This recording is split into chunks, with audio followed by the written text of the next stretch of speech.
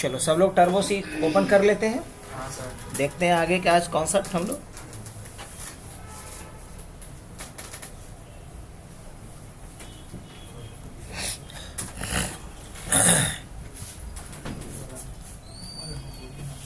सबका ओपन हो गया? अच्छा, आप लोग के पास तो लैपटॉप अभी नहीं है, ठीक है। कल प्रैक्टिस हुआ था ना उधर, आशुतोष सबका हो गया था इन लोग का लगभग। अभी हम पढ़ा देते हैं फिर पौन घंटा, उसके बाद फिर आप लोग लैब उतना क्या कर लेना, फिर हम लोग करेंगे ही वेंसडे से एक साथ। तो देखो, सबसे पहले हमने कल सीखा था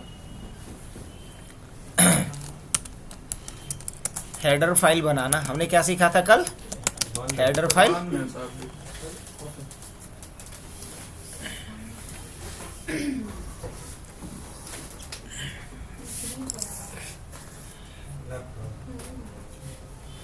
अभी भी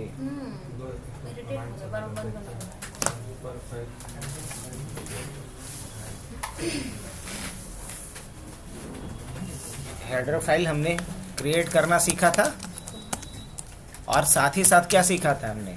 इंपोर्ट करना, कह सकते हैं कि नहीं? इंपोर्ट करना या इंक्लूड करना। और उसके बाद हमने क्या सीखा था ये बताइए? सेकंड हमने सीखा था मैक्रो डिफाइन करना। क्या करना? मैक्रो को बनाना, मैक्रो डिफाइन करना। और फिर क्या सीखा था हमने? मैक्रो को यूज करना, मैक्रो को यूज करना। थर्ड हमने कुछ बेसिक्स फंक्शन का यूज सीखना है ना, use of some basic library function. मतलब जो फंक्शन पहले से बना हुआ है उसे क्या कहते हैं? Library function. तो कुछ हमें बेसिक लाइब्रेरी फंक्शन का यूज सीखना है। अब बेसिक लाइब्रेरी फंक्शन में क्या होता है? प्रिंटफ होता है, स्कैनफ होता है, गेट ch होता है, गेट्स होता है, पुट्स होता है, पुट ch होता है, गो टू xy होता है। ये सब बेसिक कुछ फंक्शंस है जिसका यूज हमें सीखना है। जब ये बेसिक यूज सीख चुके होंगे तो हम यूज सीखेंगे कुछ किसका? वेरिएबल्स का यूज सीखेंगे। अब वेरिएबल तो अकेले बनता नहीं है, वेरिएबल जब भी बनेगा तो किसके हेल्प से बनेगा? With the help of data type, with the help of data type. अब वेरिएबल कितने तरह का होता है? तो मैंने पहले भी शायद बताया होगा आपको, नहीं तो फिर से रिपीट कर रहा हूँ। दो तरह का, एक लोकल और दूसरा ग्लोबल। लोकल कहने का मतलब जिसका दायरा सिर्फ किसी पर्टिकुलर ब्लॉक तक हो वो क्या है? लोकल। लेकिन जिसका दायरा पूरे प्रोग्राम में हो क्या है? ग्लोबल। अब जैसे मैं चाहता हूँ कि ये वाला जो रिमोट है सिर्फ इसी कमरे में यूज होगा, इस कमरे से बाहर नहीं जाएगा, तो इसका स्कोप क्या मैंने डिफाइन कर दिया? लोकल। लेकिन अगर मैं चाहता हूँ कि नहीं, ये रिमोट किसी भी कमरे में जा सकता है, तो इसका स्कोप क्या बोलेंगे? ग्लोबल। ग्लोबल मतलब पूरे प्रोग्राम में कहीं भी। लोकल कहने का मतलब एक पर्टिकुलर ब्लॉक के अंदर, एक दायरे के अंदर। और रही बात डेटा टाइप का, तो डेटा टाइप में हम लोग क्या देखेंगे? सॉरी, डेटा टाइप में भी हम लोग बात करेंगे अलग अलग प्रिमिटिव डेटा टाइप का, जैसे इंट, कैर, फ्लोट, डबल, है ना। ये डेटा टाइप हम लोग यूज कर रहे होंगे। वेरिएबल्स के बाद नेक्स्ट हमें सीखना होगा किसी भी ऑपरेशन को करने के लिए वो क्या है? ऑपरेटर्स का यूज सीखना होगा। अब ऑपरेटर में बहुत अलग अलग तरह के ऑपरेटर्स के बारे में हम लोग बात कर रहे होंगे। सबसे पहला ऑपरेटर क्या होगा? असाइनमेंट। असाइनमेंट ऑपरेटर किसे कहते हैं? इक्वल टू को। फिर हम लोग क्या देखेंगे? अर्थमेटिक ऑपरेटर्स को। फिर अर्थमेटिक ऑपरेटर के बाद क्या देखेंगे हम लोग? रिलेशनल ऑपरेटर को।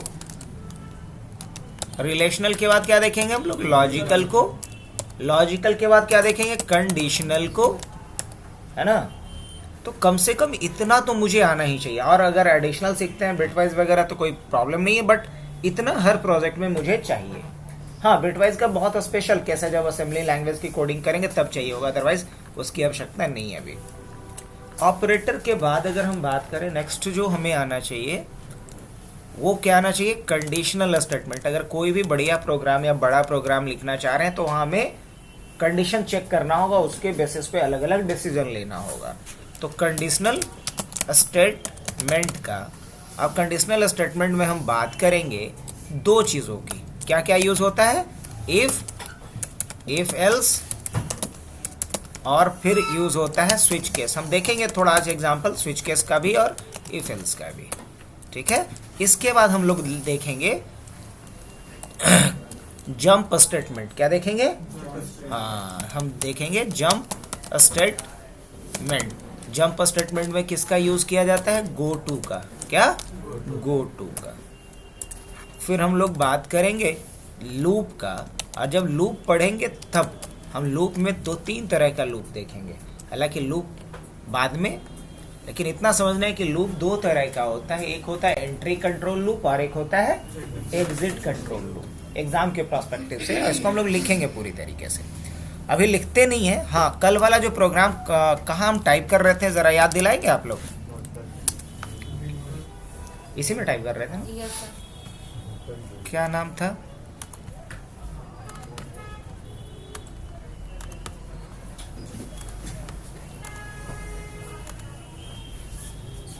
यही था ना? अब बताइए, यहाँ तक कोई दिक्कत? ये बातें तो मैंने समझा दिया था आप लोग को, हेडर फाइल तक यूज़र। अब रही बात वेरिएबल्स का, तो वेरिएबल को हम क्या बोल सकते हैं अगर मुझे लिखना होगा एग्जाम में? तो पहले थोड़ा सा डिफाइन कर लेते हैं, फिर हम लोग इसका कुछ प्रोग्राम करेंगे। तो वेरिएबल को क्या बोल सकते हैं हम लोग? क्या बताइए, पढ़े हो ना, C++ में पढ़े हम लोग। तो वेरिएबल क्या है? हाँ, क्या है? Temporary storage area inside a programme,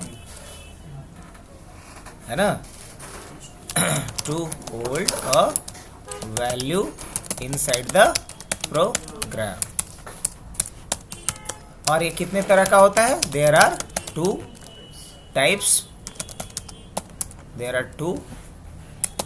of variable, कह सकते हैं ना। कौन कौन सा 2 टाइप होता है? पहला होता है लोकल। पहला क्या बोलेंगे हम?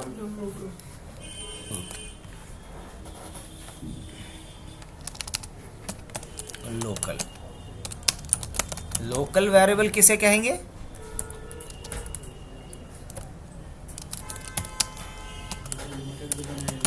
Scope inside the block. इसका स्कोप दायरा कहाँ तक होता है? ब्लॉक तक। अगर हम बात करें किसका? ग्लोबल वेरिएबल का, तो ग्लोबल वेरिएबल का स्कोप क्या होता है? Inside the program. पूरे प्रोग्राम में कहीं भी यूज हो सकता है, तो क्या बोलेंगे इसे? ग्लोबल। तो ये 2 तरह का है। अब दोनों में बेहतर क्या होगा? Of course global. अब डेटा टाइप की अगर हम बात करें तो डेटा टाइप कितने तरह का होता है, या डेटा टाइप होता क्या है? तो बोलेंगे keyword that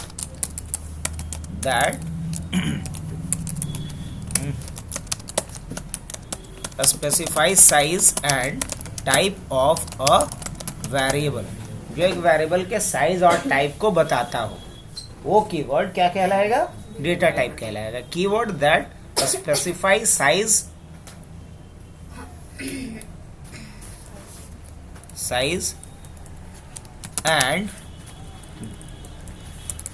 and type of a variable is called data type. There are 2 types of data type. Data type कितने तरह का होता है? 2 तरह का होता है। पहला जो होता है वो क्या कहलाता है? Primitive data type. और प्रिमिटिव डेटा टाइप का एग्जांपल है इंट का साइज होता है 2 बाइट का, इस चीज़ को हम चेक भी करेंगे अभी। और दूसरा क्या होता है? कैर, इसका साइज होता है 1 बाइट का। और तीसरा क्या है? फ्लोट का साइज होता है 4 बाइट्स का। और चौथा जो होता है वो क्या होता है? डबल, और डबल का साइज क्या होता है? 8 बाइट का। तो जितना बड़ा वैल्यू रखना हो उसके हिसाब से अलग अलग टाइप का हम क्या बनाएंगे? वेरिएबल बनाएंगे। दूसरा क्या होता है? नॉन प्रिमिटिव और ये बातें हर जगह अप्लाई होता है, ये मत समझना कि ये सिर्फ आपका अप्लाई होता है सी पे, नहीं, ये चीज़ें C++ हर जगह अप्लाई होता है, ये बिल्कुल दिमाग में रखना है।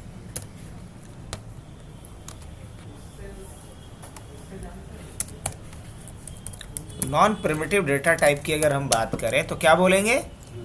हाँ, इसको बोलते हैं यूजर डिफाइंड डेटा टाइप। हम लोग अपने हिसाब से जो डेटा टाइप बनाएंगे, that can be created inside C using structure UNION union typedef annum.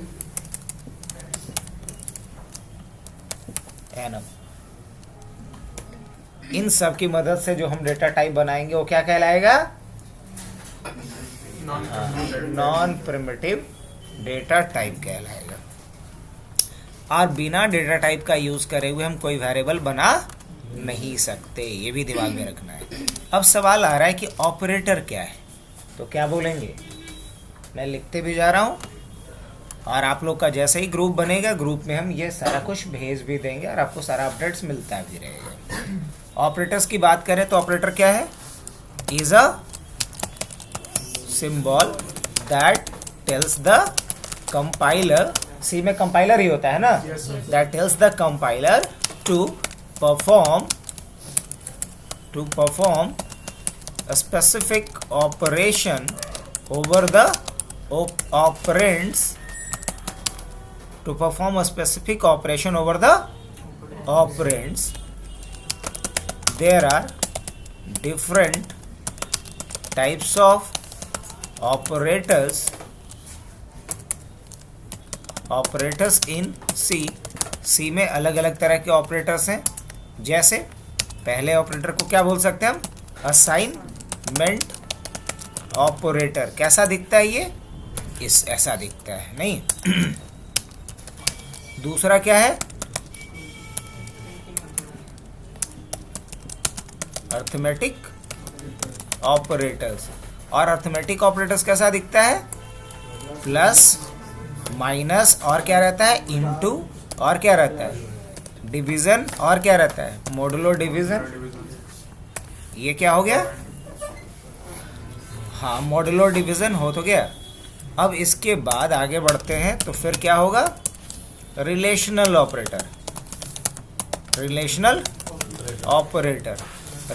Operator क्या होता है? Greater than, less than, greater than, equal to, less than, equal to, और नॉट इक्वल टू, यही ना। Relational operator के बाद आपका फिर क्या हो जाता है? लॉजिकल ऑपरेटर, जिसका बहुत ज्यादा यूज होना है। लॉजिकल ऑपरेटर में क्या आता है? एंड को लिखते कैसे हैं?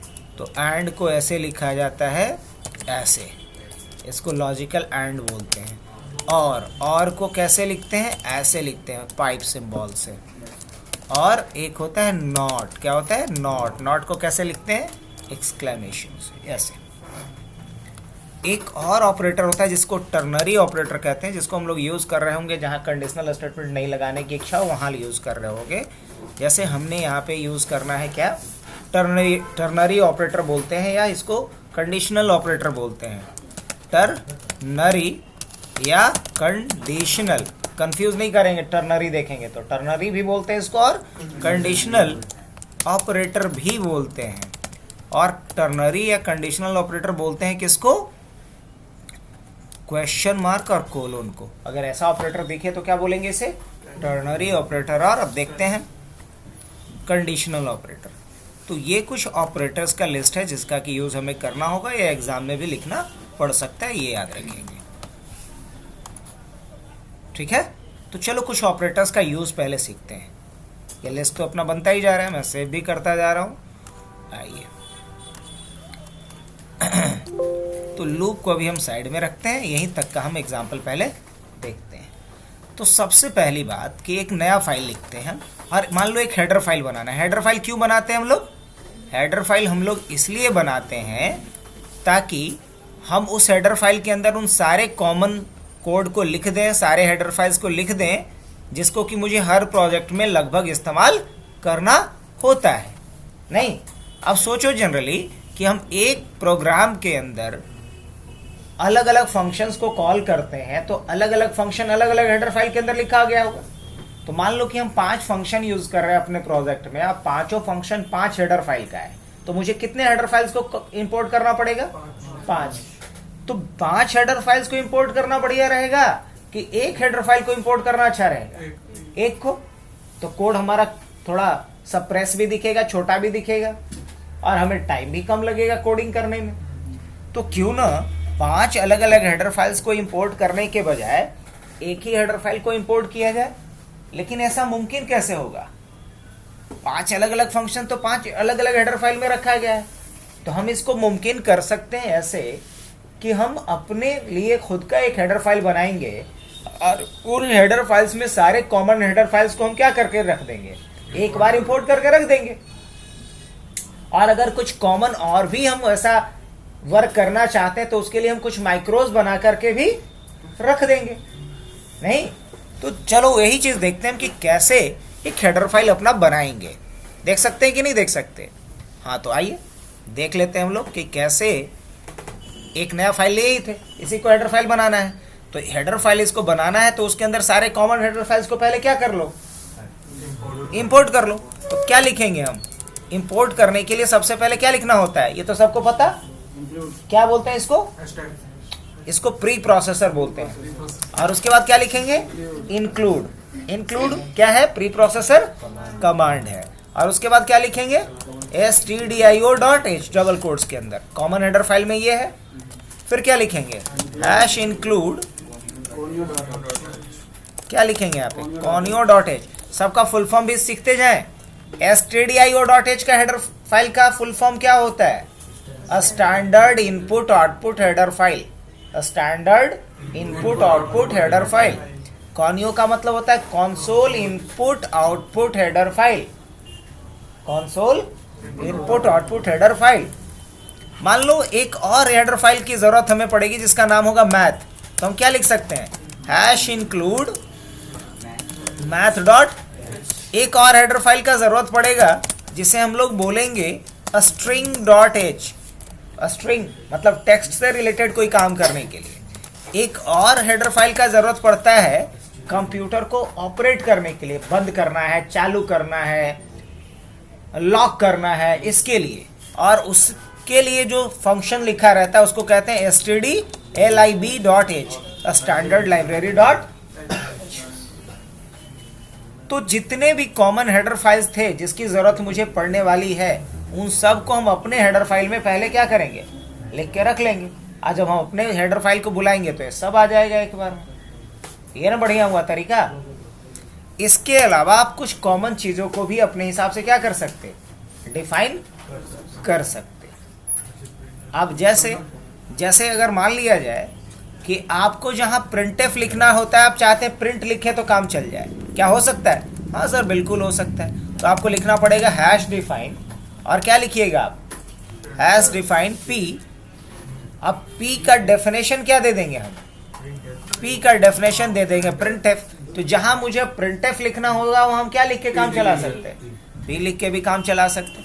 चलिए अब एक काम करते हैं, हम ये चाहते हैं कि जब 2 नंबर डालें तो 2 नंबर में बड़ा नंबर कौन सा है वो प्रिंट कर दे।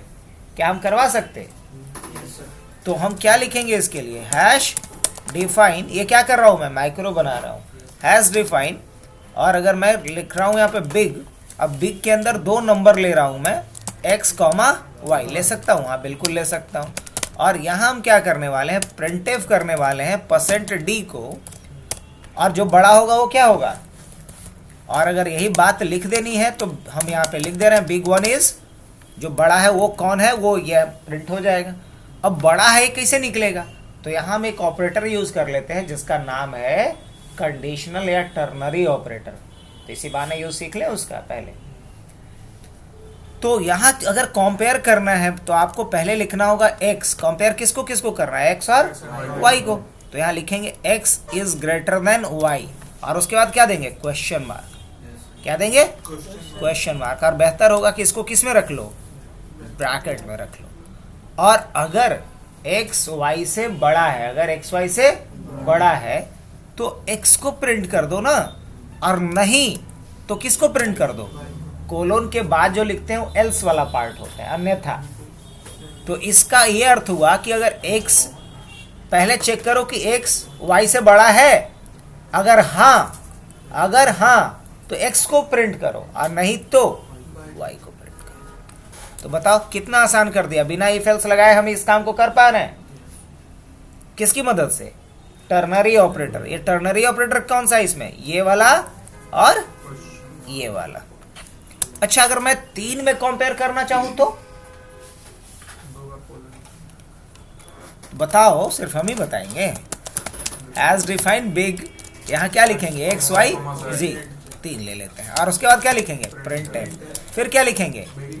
Big 1 is % D. ये तो बस प्रिंट करने के लिए था, लॉजिक तो यहाँ लिखाएगा आप। तो 3 के बीच कंपेयर करना है आपको, तो क्या लिखेंगे? पहले एक्स और वाई को, मान लो 3 को पहलवान है, देखना है तीनों में सबसे बरियार कौन है। तो क्या करेंगे? पहले तीनों को एक साथ लड़ाएंगे? नहीं ना, माथा फोड़ा फोड़ी कर लेगा। पहले दुओं को लड़ाना है, और दोनों में जो जीतेगा उसको तीसरका से लड़ा देंगे। लॉजिक समझ में आ रहा है? अब तीसरका से जो जीत गया वही फाइनल क्या हो जाएगा? वो विनर हो गया। चलो बढ़िया। तो x, ये सब बात तो समझ में आ ही जाएगा। तो x is greater than y, तो क्या बोलेंगे? हाँ कि ना? तो हाँ, तो अगर x और y में लड़ाया और x जीत गया तो x विनर हो गया। अगर ऐसा नहीं हो तो क्या करो? तो y विनर हो गया ना ना ना ना ना। अगर x नहीं जीता मतलब y जीत गया है। अब y जीत गया है तो y को लड़वाओ किससे? y को लड़वाओ z से। देखो कि y z से बड़ा है क्या? यही ना? तो क्या के लिए क्या लिखेंगे? व्हाट। अगर ऐसा है तो क्या होगा? x बड़का, और न तो फिर z बड़का। और किसको बंद कर देंगे? नहीं, अगर वही 4 होता तो पहले से दूसरे को लड़ाते। तो इस तरीके से, चलो ये आपको 2 माइक्रो डिफाइन करना बताया हूँ। ये 2 नहीं 3 माइक्रो बनाया हूँ, और बाकी के हेडर फाइल्स को हमने ये किया है। अब हम मान लो इसको सेव करना चाहते हैं हेडर फाइल के रूप में, तो कर सकते। कल भी बताए थे, उसी का रिपीट है ये। और इसमें नाम क्या डालिएगा बताइए? नाम कुछ भी दे सकते हैं, लेकिन एक्सटेंशन क्या होना चाहिए? .h। हेडर फाइल का एक्सटेंशन क्या होगा? .h। तो इसका नाम दे देते हैं मुन्ना .h। हाँ, मुन्ना .h। अब मुन्ना छोटे बच्चे को कहते हैं, तो मुन्ना .h हो गया। अब इसको क्या कर लेते हैं हम? बंद कर लेते हैं। तो बंद कर सकते कि नहीं? हाँ, तो बंद करने के लिए Alt W, और फिर क्या करेंगे हम? क्लोज। तो ये वाला फाइल बंद हो गया। अब हम आ गए किस फाइल के ऊपर? इस फाइल के ऊपर। और क्या करना है इस फाइल में? अब सबसे पहले अपना वाला हेडर फाइल को बुलाना है। तो क्या लिखेंगे? #include, और हमारा वाला हेडर फाइल का नाम क्या है? मुन्ना .h। लिख सकते हैं कि नहीं? हाँ, लिखेंगे ही। अब उसके बाद क्या लिखना पड़ेगा? ये तो लिखना होगा, क्योंकि वहां हमने नहीं लिखा था। अब बेसिक कोड क्या लिखेंगे यहाँ पे हम? CLRSC, या स्क्रीन को क्लियर करने के लिए। और उसके बाद क्या लिखेंगे? सेव करने के लिए। क्या ये कोड चलेगा अभी? हाँ बिल्कुल चलेगा, आप जो भी चलाना चाहें। अब जैसे मान लिया जाए कि हम printf के जगह पे सिर्फ p लिखते हैं, काम करेगा कि नहीं? हेलो मैक्रो, मैंने ये लिखा हेलो मैक्रो, ये प्रिंट होगा? अच्छा, इसमें कुछ गलती कर रहे हैं हम क्या?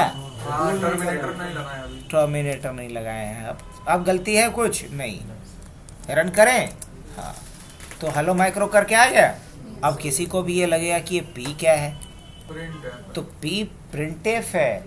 हमने बस उसका शॉर्टकट बना दिया था माइक्रो का हेल्प से। नहीं, हमने बता दिया है सी कंपाइलर को कि जब हम पी लिखेंगे तो क्या समझना? प्रिंटफ समझना। नहीं, चलिए अब मान लीजिए कि हम क्या करना चाह रहे हैं कि 2 नंबर्स में कंपेयर करना चाह रहे हैं। मान लीजिए हम दो वेरिएबल लेना चाहते हैं, वेरिएबल लेना आता है? नहीं आता है, तो अभी सीखेंगे ना।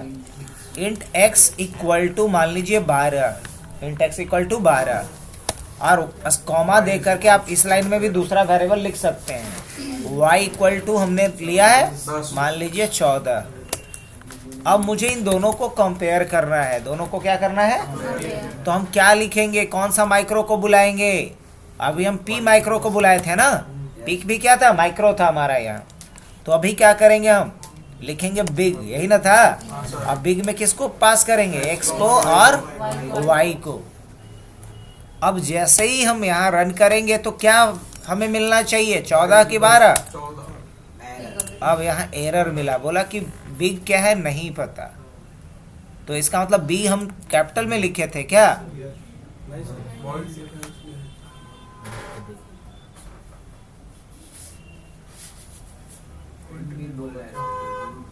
हाँ?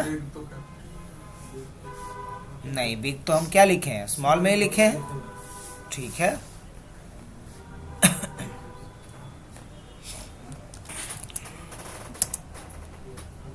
ओह शिट, क्या गड़बड़ है? ये काम आप नॉर्मल में नहीं कर सकते हो, लेकिन हाँ C++ में कर सकते थे। वो इसका कहना है कि एक ही नाम से दो दो माइक्रो नहीं बना सकते, तो एक का नाम बी रखते हैं तो एक का नाम बड़ा रखते हैं। अब हम लोग क्या करते हैं, यहाँ पे क्लोज कर देते हैं इसको। अब देखना, ये जब हम रन करेंगे तो इसमें कोई एरर नहीं आएगा, बल्कि बिग वन इज क्या आ गया? Big one is 14, big one is, अरे दोनों में बड़ा क्या है? 14 ही तो है, इसलिए अभी बिग वन इज क्या आएगा? 14। अब देखिएगा, अगर मान लीजिए इसको हम 22 कर देते हैं तो क्या आएगा? बिग वन इज 22, पक्का ना? तो कितना आसान मेरा काम कर दिया माइक्रो।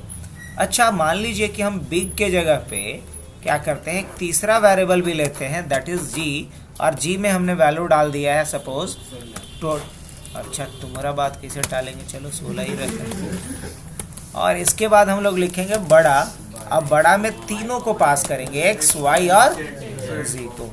तो क्या रिटर्न होगा, गेस कीजिए? 22 ही आएगा। हाँ, बड़ा 22 ही है। अब रही बात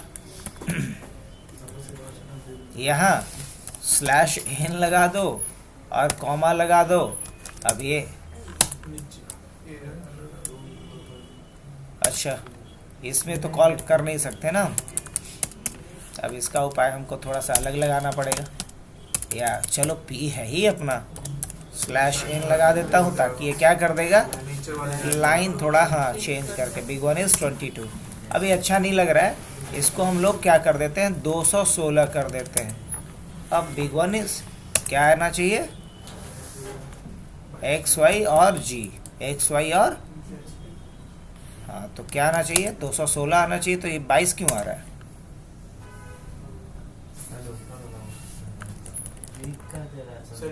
बिग का जरा सर बड़ा दोनों जगह ऊपर लोग कमेंट कर रहे हैं। बिग शो करो। बिग को कमेंट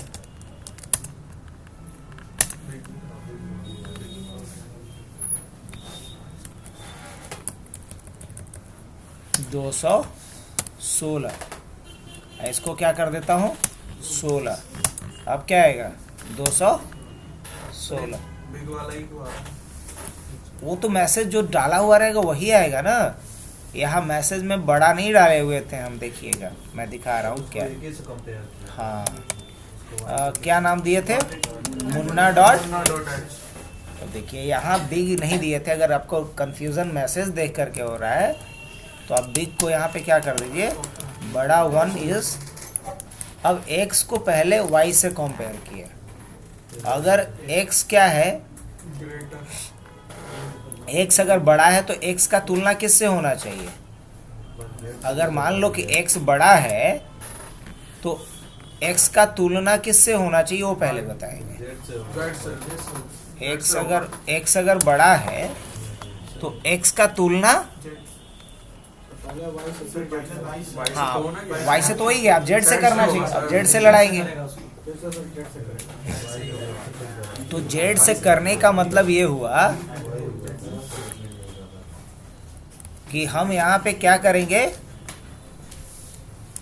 अब x को रिटर्न नहीं करवाएंगे बल्कि अभी क्या करेंगे, कंपेयर कर लेंगे। ऐसे जनरली क्या करते थे, देखो फिर से मैं बता रहा हूँ, x कोलोन y ऐसा लिख देते थे, मतलब x को रिटर्न कर दो या y को रिटर्न कर दो। अभी रिटर्न करवाना नहीं है बल्कि हमें कंपेयर करवाना है। तो फिर हम यहाँ ब्रैकेट शुरू कर सकते और यहाँ x को किससे कंपेयर करवा देंगे, z से कंपेयर करवा लेंगे। और जब z से कंपेयर हमने करवाया तो फिर क्वेश्चन मार्क डालेंगे यहाँ पे। और अगर ऐसा है तो x को रिटर्न कर दो और नहीं तो किसको रिटर्न करो, तो अब y को मत करो। ये हो गया, पहले ध्यान से समझना है बात कि x और y में पहले कंपेयर किया। अगर x बड़ा हुआ तो x को z से लड़ा दो।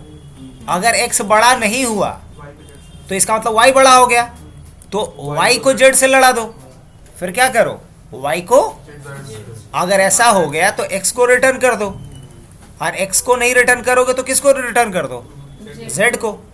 इसका मतलब ये हुआ कि x अगर y से बड़ा है तो x को z से लड़ाओ, और x और z में अगर x जीत गया तो ऑब्वियसली सबसे बड़ा x हो जाएगा, नहीं तो सबसे बड़ा क्या हो जाएगा, z हो जाएगा। नहीं, अब ये वाला जो पार्ट है ना वो एक ब्रैकेट के अंदर जाएगा। वो किसके अंदर जाएगा, एक ब्रैकेट के अंदर जाएगा, क्योंकि एक पूरा क्या माना जाएगा, एक सिंगल स्टेटमेंट माना जाएगा, पूरा एक सिंगल स्टेटमेंट माना जाएगा। और नहीं तो कोलोन दे करके फिर किसको लड़ाएंगे, y को और z को। तो क्या लिख सकते हैं हम फिर, y ग्रेटर देन क्या, z। और अगर y z से बड़ा हो गया तो फिर क्या करना है, क्वेश्चन मार्क पहले दे देते हैं और फिर y कोलोन क्या कर देंगे, z, मतलब z को रिटर्न कर दो। तो ये थोड़ा कॉम्प्लिकेटेड हो गया, हालांकि इसको इफेल से करते तो इतना जटिल नहीं लगता। ऐसे जटिल कुछ नहीं है, समझना है बस। पहले x और y को कंपेयर करो। अगर x बड़ा हो गया तो फिर x को z से कंपेयर कर लो, और अगर x z से भी बड़ा हो गया तो x बड़ा है, नहीं तो z बड़ा है। और अगर ये चीज़ें, ये पहला ट्रू वाला पार्ट है जो यहाँ से लेके कहाँ तक चला, यहाँ तक चला। हम x लिख के छोड़ देते थे, बस x लिख के नहीं छोड़े बल्कि कंपैरिजन और कर लिए। और ये वाला पार्ट फिर शुरू हो गया कहाँ से, कि अगर x बड़ा नहीं है z तो y और z में देख लो। बस इतनी सी बात है। ऑल्ट F S सेव कर दिए इसको हम लोग, और इसको क्या कर देते हैं, क्लोज भी कर देते हैं। अब इसको रन करके दोबारा देखता हूँ क्या आ रहा है यहाँ पे, no colon following the question mark, मतलब इसमें सिंटैक्स एरर कुछ है अभी। किस वाले में, मुन्ना भाई में। कहाँ कोलोन नहीं दिया हूँ,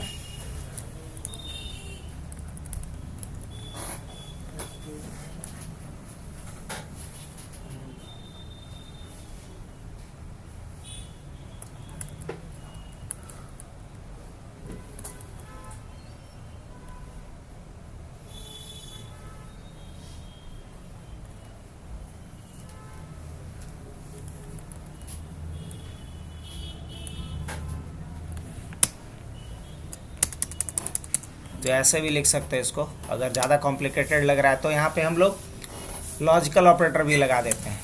x अगर y से बड़ा हो, x अगर y से बड़ा हो और साथ ही साथ क्या हो, और x किससे बड़ा हो, z से भी बड़ा हो। अगर x y से भी बड़ा हो और x z से भी बड़ा हो, है ना, क्या है बड़ा, तो x को रिटर्न कर दो, और नहीं तो फिर किसको लड़ाएंगे हम लोग, y और z को लड़ा देंगे। y is greater than z। अगर y z से बड़ा हो तो फिर किसको रिटर्न कर दो, y को रिटर्न कर दो, नहीं तो क्या रिटर्न कर दो, z को रिटर्न कर दो। बस इतना भी सिंपल कर सकते हैं। लेकिन यहाँ हमें एक्स्ट्रा क्या यूज करना पड़ा, लॉजिकल ऑपरेटर को। क्या बोलेंगे इसको, तो x अगर y से बड़ा हो और साथ में x किससे बड़ा हो, z से भी बड़ा हो, तो x सबसे बड़ा है। अगर ऐसा नहीं है, मतलब दोनों में किसी से भी छोटा हो गया, तो अब कॉन्टेक्स्ट में कौन लड़ेगा, सिर्फ y और z लड़ेगा। तो देखना है कि y z से बड़ा है, अगर बड़ा है तो y बड़ा हो गया, नहीं तो z बड़ा हो जाएगा।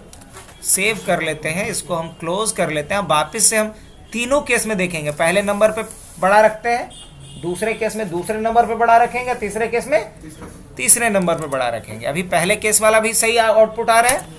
अब आइए इस बार हम लोग दूसरे वाले पे बड़ा रखते हैं, तो 314 ही आना चाहिए, आ रहा है। अब तीसरा केस क्या हो सकता है कि ये सबसे बड़ा है, क्या आ रहा है, बस ये लॉजिक होना चाहिए ताकि हर स्थिति में रिजल्ट क्या आना चाहिए, सही आना चाहिए। नहीं तो बताओ, माइक्रो का यूज करके एक कॉम्प्लिकेटेड पूरा एक्सप्रेशन हम लोग लिखे, यही काम हम चाहेंगे तो इफेल से करने के लिए हमको कम से कम 8-10 लाइन लिखना पड़ेगा। 10 लाइन के बदले माइक्रो कितने लाइन में लिख के कंप्लीट कर दिया, 1 लाइन में। फाइल खोल के दिखा दे वापस से, देखो क्या हमने लिखा, मुन्ना.h, कितना सिंपल सा सिंटैक्स है ये। अगर इफेल्स की मदद से लिखेंगे तो यही 7-8 लाइन में लिखना पड़ेगा, और 7-8 लाइन के बराबर हम क्या लिखे हैं, सिर्फ 1 लाइन का कोड लिखे हैं यहाँ।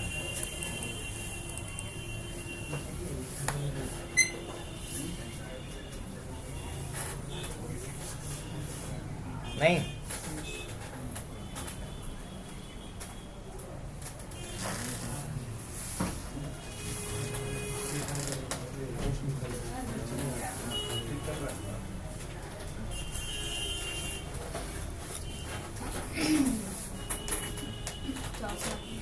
अब आ जाते हैं अपने बाकी के कोड पे। तो देखो, तो हेडर फाइल बनाना सीख लिए, इंक्लूड करना सीख लिए, क्या इसको हम ओके लिख दें, इसमें नहीं ना दिक्कत है। अच्छा, माइक्रो बनाना सीख लिए, इसको ओके लिख सकते हैं हम लोग कि नहीं लिख सकते? माइक्रो बनाना सीखे कि नहीं सीखे? सर माइक्रो बनाना कहाँ सीखे थे अभी आप, बताइए। ये जो आपने बनाया था ये क्या था, माइक्रो ही था ना। ये जो बनाया था आप क्या था, और ये जो बनाया था आप क्या है, माइक्रो ही तो है, पक्का। अच्छा चलिए, एक माइक्रो और बनाना है लाइन प्रिंट करने के लिए, बना सकते हैं कि बस लिखे LP तो एक लाइन प्रिंट कर दे, सिर्फ LP लिखे और लाइन प्रिंट कर दे, क्या होगा, पक्का। तो क्या लिखेंगे बताइए, हैश डिफाइन, क्या लिखेंगे, LP, और LP को है आप क्या करेंगे, हम /n भी दे देते हैं, और एक लाइन के लिए हमने कुछ लाइंस लिखे और बंद कर दिया। अब ये LP काम करेगा, तो एकदम काम करेगा। ये हमने क्या किया है, माइक्रो डिफाइन कर दिया, लास्ट में भी /n लगा देते हैं ताकि आगे पीछे कहीं से भी ये लाइन चेंज कर देगा। अब इस फाइल को क्या कर देते हैं, सेव। अब फाइल को क्या कर लेते हैं अभी हम, क्लोज। अब मान लीजिए LP को मैं यूज करना चाहूँ यहाँ पे, हो सकता है कि नहीं हो सकता है, पक्का। तो क्या यहाँ LP ऐसे लिख देंगे तो काम चल जाएगा, हाँ बिल्कुल चल जाएगा। और यहाँ भी LP लिख देंगे, काम चलेगा। यहाँ ब्रैकेट नहीं लिखेंगे, क्यों नहीं ब्रैकेट लिखेंगे बताइए। अगर नहीं पता तो मैं दोबारा से दिखा रहा हूँ आपको, मुन्ना.h में आ जाइए, देखिए यहाँ LP के बाद हमने कोई ऐसा ब्रैकेट लिखा है, नहीं लिखा है, तो वहाँ भी नहीं लिखेंगे, वो बहु जो यहाँ नाम डाले हैं वही लिखेंगे हम लोग। अगर यहाँ नाम के बाद में स्मॉल ब्रैकेट दिए होते तो यहाँ भी लिखते, नहीं दिए तो नहीं लिखेंगे, इतनी सी बात है।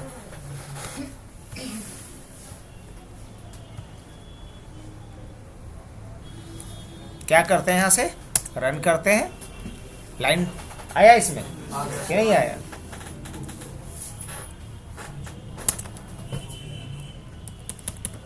तो बताओ माइक्रो तक हो गया आपका। Use of some basic library function, तो इसमें क्या है, printf है, scanf है, getch है। तो printf का यूज हम लोग, अच्छा चलो printf के बारे में कुछ बारीकी चीज बता देता हूं मैं।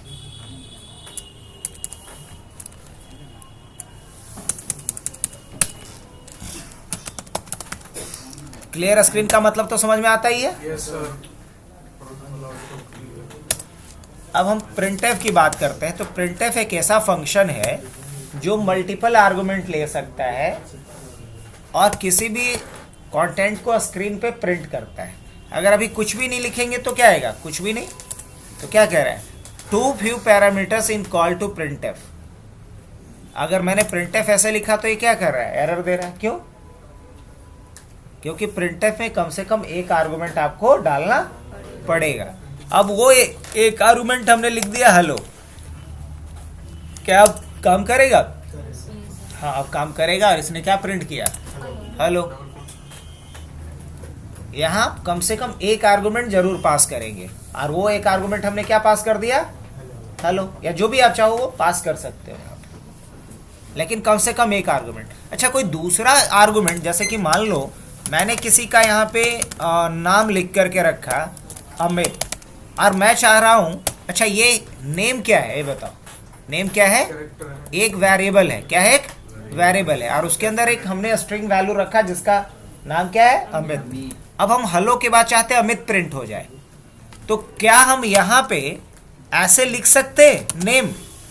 नहीं लिख सकते। तो कैसे लिखेंगे? डबल कोट्स के बाहर हमें नेम को लिखना पड़ेगा, डबल कोट्स के बाहर लिखना पड़ेगा, क्योंकि नेम क्या है? वेरिएबल है। नेम क्या है? एक वेरिएबल है, इसलिए हम नेम को कहाँ लिखेंगे?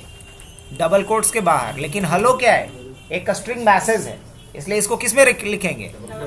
अब ये जो है यहाँ से यहाँ तक ध्यान से सुनना, ये एक आर्गुमेंट है। क्या है? एक आर्गुमेंट है, और ये जो है ये दूसरा आर्गुमेंट है। नेम जो है क्या है? सेकंड आर्गुमेंट है। तो दो अलग अलग आर्गुमेंट को आपको सेपरेट करना पड़ता है with the help of comma. दो आर्गुमेंट को सेपरेट करना होता है with the help of comma. अब अगर इसे मैं रन करूं तो रन होगा और आउटपुट आ जाएगा, मतलब हेलो अमित लिख के आएगा। स्पेस आएगा बीच में। पक्का? अच्छा, ला धोखा दे दिया। काहे? ये देख लो, फिर से देख लो, कोई जादू नहीं है। अभी क्या आ रहा है? हेलो। हमें तो हेलो अमित चाहिए था ना, क्यों नहीं आया? हाँ? ब्रैकेट से नहीं। अब ध्यान से सुनो, ये यहाँ हेलो के बाद आप बता रहे हो कि नाम को प्रिंट करो। अब नाम क्या है? पिज्जा है, बर्गर है, कचौरी है, स्नैक है, क्या है बताना ना पड़ेगा। फिश है, मटन है, क्या है ये? तो कहने का मतलब ये कि सी लैंग्वेज में अगर कोई भी वैल्यू आप प्रिंट कर रहे हो स्ट्रिंग के अलावा, मतलब ये मैसेज के अलावा, तो जो भी वैल्यू प्रिंट कर रहे हो किसी वेरिएबल का, तो आपको बताना पड़ेगा कि उस वेरिएबल का डेटा टाइप क्या है, उसमें किस तरह का वैल्यू रखा गया है। अच्छा एक बात बताओ, आप घर गए और घर पे कोई बोला कि चल रहा ना करीब फलना के घर पे, वो कुछ देगा सामान लाने के लिए, तो क्या बोलोगे? कि सामान जैसा देगा उसके हिसाब से तुमको कंटेनर लेके ना जाना पड़ेगा। अगर वो चूरा देगा और तिलकुट देगा तो लाओ तो झोला, अगर वो दूध देगा तो झोला में लाओगे, अलग ना लेके जाना पड़ेगा। तो कहने का मतलब जिस तरह का कंटेंट है, कंटेंट के हिसाब से हमें क्या यूज करना पड़ेगा? एक कंटेनर लेना पड़ेगा। तो कंटेनर का क्या होगा? एक ही टाइप हो सकता है, अलग अलग हो सकता है।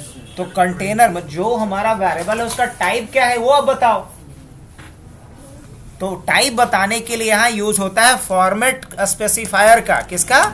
फॉर्मेट स्पेसिफायर का। और फॉर्मेट स्पेसिफायर यहाँ होता है क्या क्या? %s होता है स्ट्रिंग के लिए। %s किसके लिए होता है? तो अब देखें, अब हमने बता दिया हेलो %s। अब यहाँ %s में वैल्यू कहाँ से पिक करेगा? नेम से। अब इसको पता चल गया कि नेम में जो वैल्यू है वो किस टाइप का है? स्ट्रिंग टाइप का है। अब देखना प्रिंट कर देगा हेलो अमित। क्या बात है, यही चाहिए था। तो प्रिंटफ का एक बारीकी चीज हमने समझा। अच्छा, अब मान लो कि यही अमित का एज भी मुझे रखना है, तो हमने क्या रखा? Int age equal to 25। ये दूसरा वेरिएबल हमने बनाया जो किस टाइप का है? इंटीजर टाइप का है। अब मान लो मुझे इसके आगे लिखना है hello Amit you are 25 years old, मुझे ये मैसेज देना है, तो क्या लिखेंगे? कॉमा। और यू आर क्या है? स्ट्रिंग मैसेज है, तो क्या लिखेंगे? You are. और उसके बाद हम क्या लिखेंगे? 22, मतलब ये या 25, ये किस में है? एज में। तो कॉमा देके क्या लिखेंगे? एज। और फिर कॉमा देके क्या लिखेंगे? Years old. यही ना? चलिए डबल कोट्स बंद। अब ये एज वैल्यू प्रिंट होगा एज का कि नहीं होगा? नहीं होगा। काहे नहीं होगा? क्योंकि हाँ परसेंटेज ना इंटीजर के लिए क्या होगा? %d होगा। यही तो समझाने के लिए अलग अलग एग्जांपल ले रहे हैं। %s कब लीजिएगा? जब स्ट्रिंग टाइप का वैल्यू प्रिंट करना हो। अब एज में स्ट्रिंग टाइप का वैल्यू है, एज का डेटा टाइप क्या है? तो आप क्या लीजिएगा यहाँ पे? %d लीजिएगा यहाँ पे। You are %d years old. अरे यहाँ %d में वैल्यू कहाँ से उठा लेगा? एज से। अब एज आपको यहाँ भी देने की जरूरत नहीं है, ऐसे ये चलता है कहाँ पे? पाइथन वगैरह में।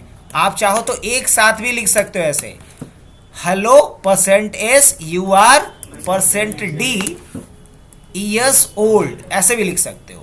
करेक्ट। अब पहले %s के जगह वैल्यू कहाँ से आएगा?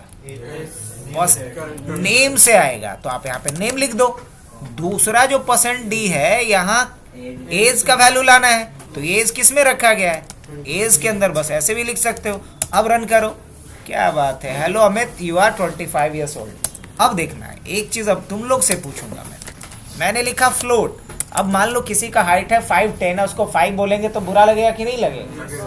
सीधा पॉइंट, मतलब कोई 10 का वैल्यू नहीं है ना? तो फ्लोट अगर हम किसी का क्या रखते हैं हाइट, और किसी का मान लो कि 5'10" हाइट है, तो सिर्फ 5 बोलेंगे तो बुरा लगेगा कि नहीं? उसको बहुत बुरा लगेगा। हाँ,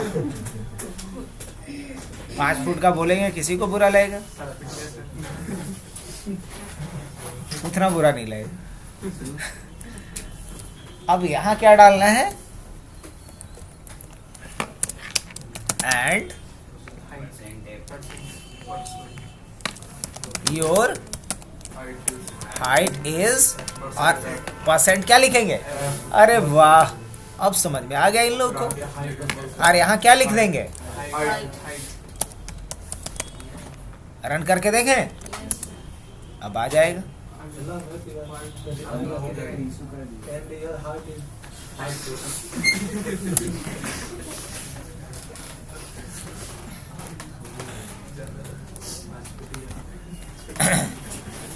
अब अगर मान लो सेंटीमीटर, मीटर, फीट जो भी देना है वो यहाँ पे क्या कर सकते हो? लिख सकते हो। अब उसके हिसाब से आएगा, है ना?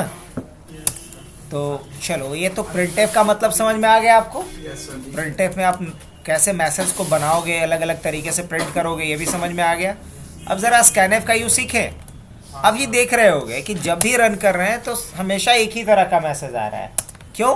क्योंकि इनपुट हम ले नहीं रहे हैं यूज़र से, हमें यूज़र से कोई वैल्यू इनपुट लेना है। तो अब हम देखते हैं नेक्स्ट जो हमें आना चाहिए वो यूज़र से अलग अलग तरह का वैल्यू इनपुट लेना आना चाहिए। तो यूज़र से अलग अलग तरह का वैल्यू कैसे हम इनपुट लेंगे? तो चलो मान लो किसी एक स्टूडेंट का कंप्लीट डिटेल मुझे रखना है। तो एक स्टूडेंट का कंप्लीट डिटेल में सबसे पहले क्या हो सकता है? उसका नाम हो सकता है।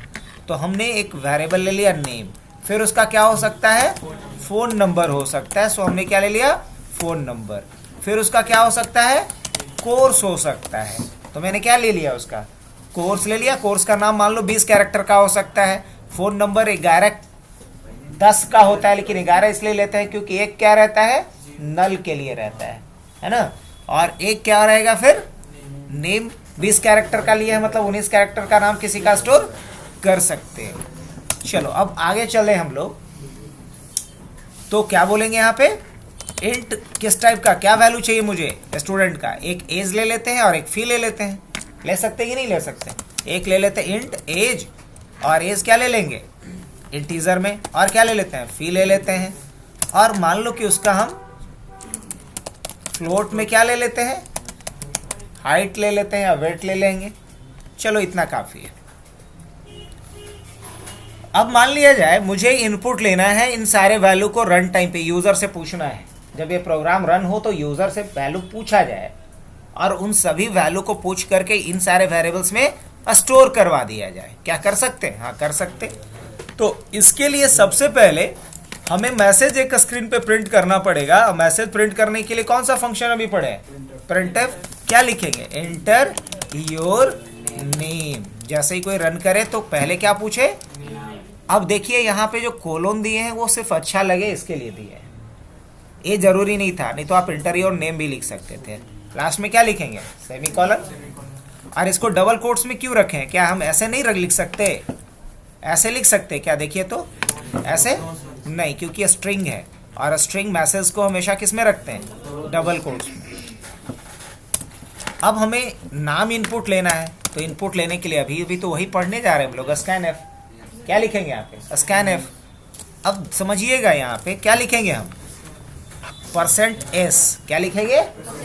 %s। क्यों? क्योंकि स्ट्रिंग टाइप का वैल्यू है नेम।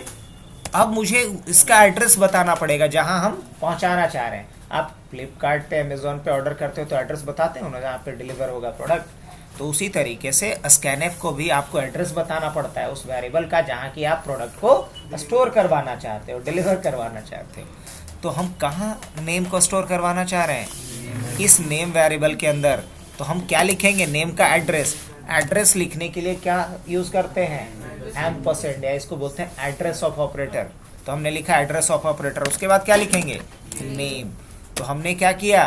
नेम के अंदर नेम को स्टोर करवा लिया, है ना। अच्छा, आप प्रिंट करके देखें कि नेम के अंदर नेम आया है कि नहीं? पक्का? चलो लिखता हूं मैं प्रिंट एफ, और यहाँ क्या लिखता हूं? हेलो, और उसके बाद क्या? %s लिखेंगे ना, और उसके बाद नाम। अब एक बात बताओ कि हमने यहाँ पे नेम के साथ भेदभाव कर दिया, यहाँ कुछ भी नहीं लगाए और यहाँ एम्परसेंड लगाए हैं। क्या है? कोई बता सकता है? तुम तो जानते ही हो। तो वो कष्ट करो, मेरा बोतलवा लेते आओ, क्योंकि अब अरे नहीं तो ला, इसमें है ना, मुंह लगा के नहीं पीता है, ला दो, बैठो, काहे ना जाएगा, 2 घूंट दो कम से कम।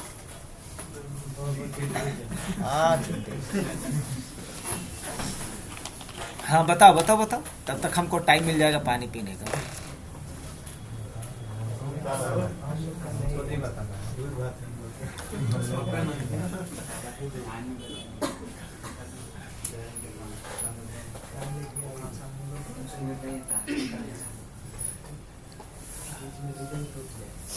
बोलो बोलो बोलो। रिबन क्या?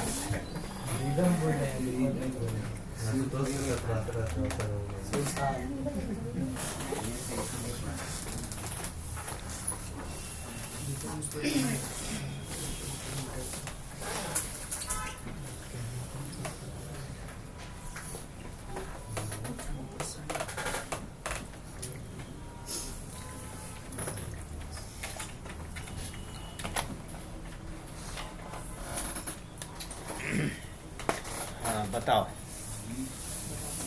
तो पानी भी पी गए आधा लीटर तब तक।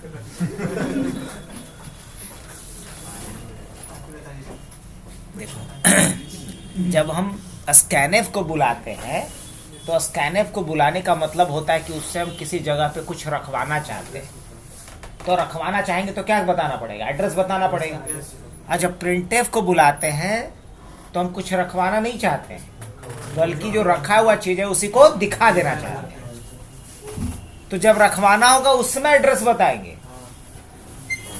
कि जब वहां से मंगवाना होगा तो बताएंगे? नहीं, रखवाना होगा तो याद रखिए कि जब स्कैनएफ आप यूज कर रहे होंगे तो आप एड्रेस पास करेंगे, और एड्रेस जब बता रहे होते हैं किसी वेरिएबल का तो वेरिएबल के नाम के पहले क्या लगाना होगा? और जब आप वैल्यू को प्रिंट करवा रहे होते हैं किसी वेरिएबल में रखे गए वैल्यू को, तो आपको उसका एड्रेस नहीं बताना होता है, सिर्फ नाम बताना होता है। तो नाम बताने के लिए सिर्फ वेरिएबल का नाम लिखेंगे, ना कि इसके पहले ये लिखेंगे। ये लिखेंगे तो एड्रेस प्रिंट कर देगा। हमें एड्रेस नहीं प्रिंट करवाना है, हमें क्या प्रिंट करवाना है? वैल्यू प्रिंट करवाना है। अभी देखना, जैसे मैं जा रहा हूं, लिखता हूं यहाँ पे गुलशन, है ना। तो हमें यहाँ पे एम्परसेंड नहीं देना है, इसकी कोई आवश्यकता नहीं है। आप सिर्फ वेरिएबल का नाम लिखो। मैंने लिखा यहाँ पे फिर आशुतोष। क्या रहा है? हेलो आशुतोष। अब फर्क क्यों नहीं पड़ रहा है वो बता रहे हैं, समझना। अभी आगे का कॉन्सेप्ट में समझोगे जब पॉइंटर पढ़ाएंगे तो। अब कहीं का अगर एड्रेस है तो वहां से समन्वय ना निकाल लेगा, तो उसको जरूरत उसका नहीं ना एड्रेस बताने का है। हाँ, अगर एड्रेस बता देंगे तो वहां से सामान निकाल ही लेगा, लेकिन एड्रेस बताने की जरूरत कब है? जब पहली दफा वहां जा रहा है तो। दूसरी दफा बता देंगे तो बुरा थोड़ी मान जाएगा, लेकिन बताने की जरूरत नहीं है, समझे? Yes, sir. तो जब प्रिंट कर रहे होंगे तो वेरिएबल का सिर्फ नाम लिखेंगे, उसका एड्रेस नहीं देंगे। और जब आप स्कैनएफ कर रहे होंगे तो डेफिनेटली आप क्या देंगे?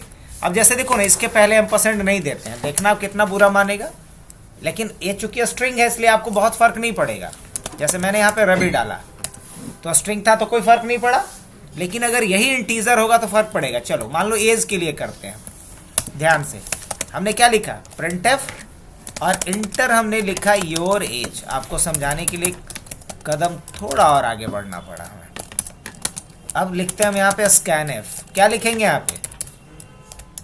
%d, क्योंकि इंटीजर टाइप का वैल्यू कर रहे हैं, और मैंने एज ही लिख दिया ऐसे। और फिर एज को भी क्या करता हूं मैं? प्रिंट कर लेता हूं। You are %d years old, ऐसा कुछ मैसेज दे दे रहा हूं। और ईयर किस में आएगा? एज में। अब रन करके देखूं, वहाँ नहीं होगा सर, क्यों? वहाँ पे यहाँ पे क्या मिसिंग है? सेमीकोलन मिसिंग है।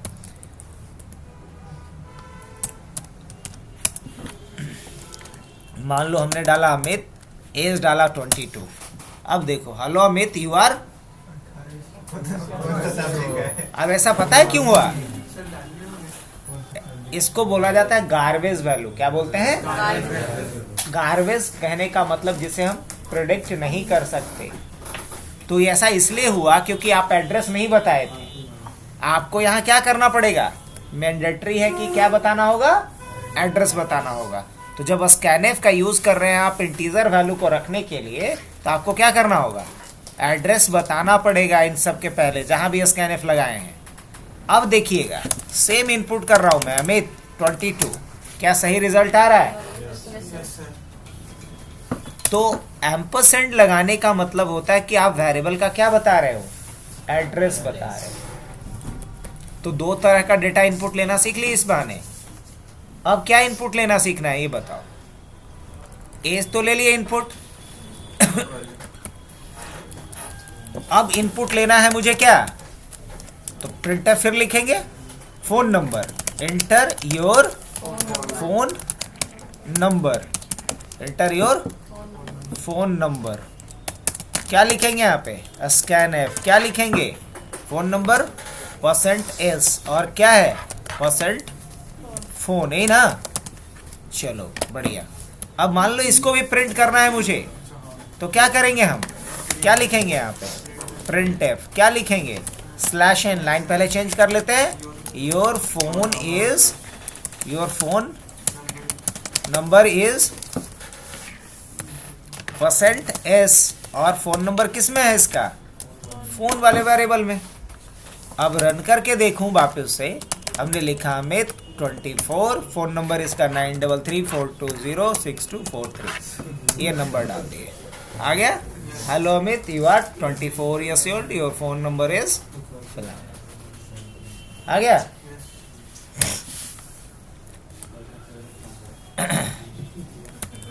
यही तो एक याद है। अब इसके आगे बढ़ते हैं, तो नेक्स्ट क्या है फिर? अब उसका कोर्स इनपुट लेना है, तो कैसे? क्या लिखेंगे फिर? प्रिंटएफ, और फिर क्या? Enter your course. और कोर्स का नाम इस तरीके से हमने क्या कर लिया? इनपुट ले लिया। क्या लिखेंगे यहाँ पे? स्कैनएफ %s ना, %s क्यों लिखेंगे? क्योंकि कोर्स क्या है आपका? स्ट्रिंग ही है। और एम्परसेंड क्या देंगे?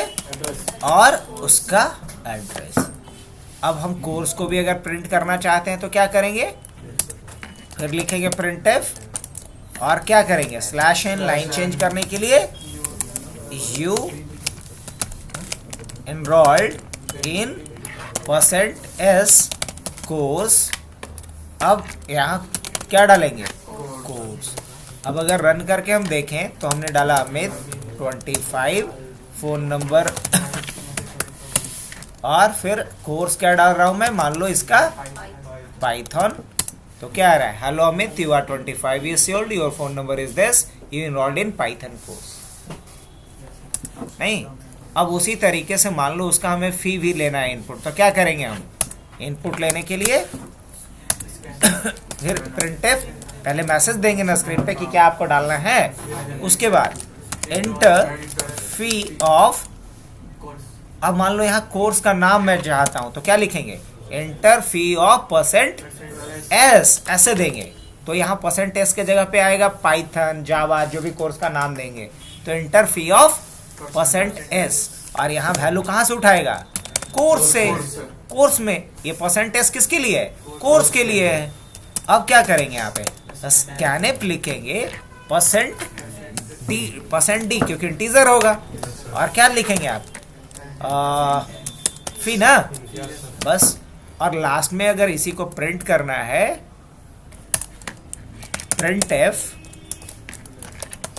और /n, और उसके बाद हमें पहले यहाँ पे नाम देना है उसका, तो क्या लिखेंगे %s, मतलब अमित या सुमित जो भी नाम होगा, अमित यू हैव टू पे कितना रुपया, %d रुपया है ना, फॉर %s कोर्स। अब पहले कौन सा वेरिएबल का नाम आएगा, बहुत बढ़िया, नेम। और उसके बाद क्या आएगा, फी। उसके बाद क्या आएगा, बहुत अच्छे। इतना सीख गया तो हर तरह का मैसेज डिजाइन कर लेंगे भाई। अब रन करके देखें। अब नाम पूछ रहा है तो हमने डाला आदित्य। आदित्य किस कोर्स में है, BCA। नहीं तो एज पूछ रहा है ना। फोन नंबर आदित्य का डाल दे रहा हूं मैं, और फिर कोर्स पूछ रहा है, कोर्स क्या डाल दे रहे हैं, BCA। कोर्स का फी मान लो कि इसका डाल दे रहे हैं 20,000 हाँ कम ही डलवाओ, कम डलवाओ। मान लो 15,000 डाल देते हैं। क्या डाल देते हैं, 15,000 डाल देते हैं। अब यहाँ से क्या आ रहा है, hello Aditya, your age is फलाना, your phone number is this, enrolled in. और क्लास में क्या मैसेज आ रहा है, जैसा हम चाहते थे, आदित्य यू हैव टू पे 15,000 फॉर BCA कोर्स। तो हम अपने हिसाब से मैसेज डिजाइन कर सकते हैं या नहीं, बिल्कुल डिजाइन कर सकते हैं। तो बताओ यहाँ कौन कौन सा फंक्शन हम लोग यूज कर चुके अभी तक, ये बताओ। printf, scanf, getch है ना। अब गेट्स और पुट्स यूज नहीं किए, जरा वो भी समझा देता हूं मैं। अच्छा, मान लो किसी ने नाम अपना डाला अमित कुमार। अब लो यहीं से गड़बड़ होना शुरू हो गया। जैसे ही अमित कुमार लिखे चीजें गड़बड़ ना।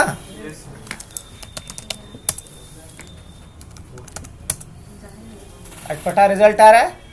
तो जैसे ही स्पेस के साथ नाम डालेंगे तो स्कैनफ उसको हैंडल नहीं कर पाएगा, मतलब एक कम पावर का एंटीबायोटिक है।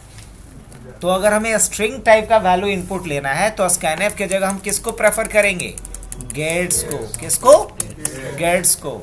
तो हम यहाँ लिख सकते हैं गेट्स, और गेट्स किसके अंदर करना है। अब बोलो कि यहाँ कुछ % नहीं लिखे, तो गेट्स सिर्फ और सिर्फ स्ट्रिंग इनपुट के लिए ही बनाया गया है, इसलिए आपको यहाँ %d या %s बताने की जरूरत नहीं है। समझे। अब रन करके देखूं। अब जैसे मैंने लिखा अमित कुमार, कोई पंगा हुआ, समझ में आ रहा है अंतर। मैंने यहाँ पे डाला 22, फोन नंबर इसका जो भी है वो डाल दिया, कोर्स हमने डाल दिया इसका मान लो CCNN, फीस का मान लो मैंने डाल दिया 10,000। तो क्या प्रॉपर तरीके से कोड हमारा चला कि कोई इशू नहीं। तो जब भी हमें स्ट्रिंग इनपुट लेना हो जिसमें स्पेस भी इन्वॉल्व हो रहा है, तो ये काम कौन से फंक्शन से करेंगे, गेट से करेंगे, न कि स्कैनफ से करेंगे। ये याद रख लेना। पुट्स क्या होता है, गेट्स का जस्ट उल्टा। अगर हमें स्ट्रिंग को प्रिंट करना है तो क्या यूज करेंगे, पुट्स। पुट्स ch होता है सिंगल कैरेक्टर इनपुट के लिए। अगर हम यहाँ पुट्स ch नहीं लगाएंगे तो क्या दिक्कत आएगा, ये बताओ। मान लो इसको हम कमेंट कर देते हैं, देखना कोड अचानक से भाग जाएगा। जैसे हमने लिखा अमित, एज डाला 22, फोन नंबर डाला कुछ भी, कोर्स डाला मान लो हमने जावा, और फी हमने डाल दिया मान लो कुछ भी 2222। क्या कोड का आउटपुट के लिए रुका नहीं। तो हम चाहते हैं स्क्रीन हमारा तब तक होल्ड करे, वेट करे जब तक कोई बटन ना दबा दे, जब तक कोई की इनपुट ना कर दे। तो इसके लिए कौन सा फंक्शन है? Get ch। तो बेसिक सारे फंक्शंस का यूज हमने सीखा। अब हम सीख लेते हैं गो टू xy का, और उसके बाद आप लोग का आज छुट्टी। हाँ, अपने मन को धीरज दे रही है।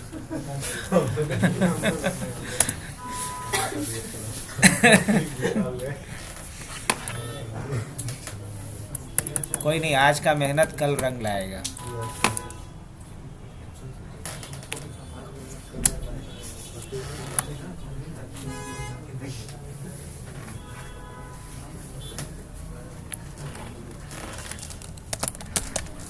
s include stdio dot h hash include conio dot h void main shell।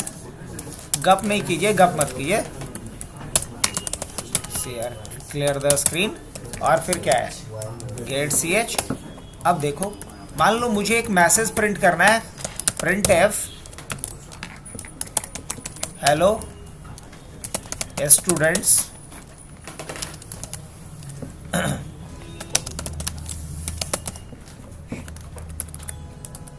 एक मैसेज हमें प्रिंट करना है। क्या ये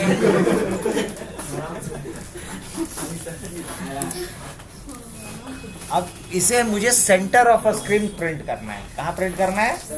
सेंटर ऑफ अ स्क्रीन में। क्या प्रिंट होगा? नहीं, अभी ये लेफ्ट टॉप कॉर्नर पे प्रिंट हो रहा है। तो ऐसा करने के लिए एक फंक्शन होता है जिसका नाम है गो टू xy। अब एक इंपॉर्टेंट पॉइंट सुनना, हमारा स्क्रीन चाहे वो 14 इंच का हो या 4 इंच का हो या 40 इंच का हो या 80 का हो, हमारे स्क्रीन को टोटल 25 रोज और 80 कॉलम्स में डिवाइड किया हुआ रहता है। कितने रो? 25 रो, 80 कॉलम्स। तो यहाँ हमें कॉलम और रो का नंबर डालना पड़ेगा। कॉलम और रो, तो पहले रो डाल देते हैं। कितने रो पे जाना है? 13 डालते हैं तो ऑलमोस्ट मिडिल पे आएगा। और कॉलम 40 डाल देंगे तब ज्यादा इधर दिखेगा। मतलब ऐसे रखना है कि स्ट्रिंग बीचों बीच दिखाई दे। तो 40 से कम 30 पे रख के देखें। बस अभी हिट एंड ट्रायल की बात करता हूं मैं और रन करता हूं। कुछ गड़बड़? हाँ, गड़बड़ अगर आ रहा है तो इसका मतलब 21 हेडर फाइल में है, वो देख लेना है। Go to xy, go to का स्पेलिंग मिस्टेक है, गो टू। अब ये रन कर जाना चाहिए।